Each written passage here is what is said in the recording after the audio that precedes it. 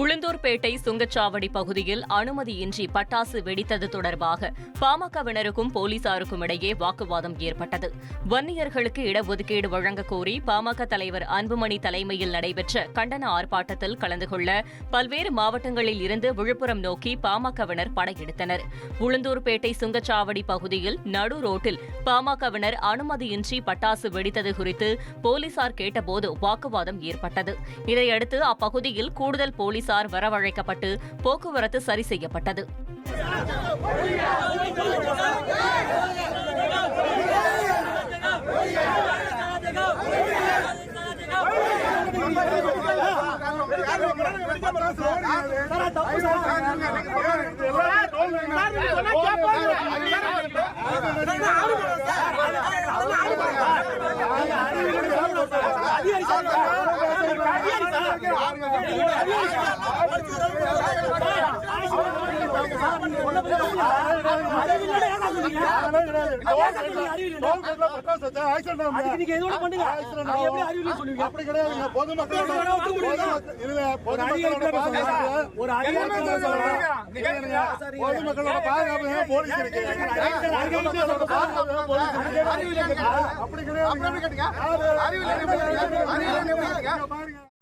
Ulundurpet car விபத்து தொடர்பாக Madurai ஆதீனத்திடம் cyber crime காவல்துறையினர் விசாரணை நடத்தினர்.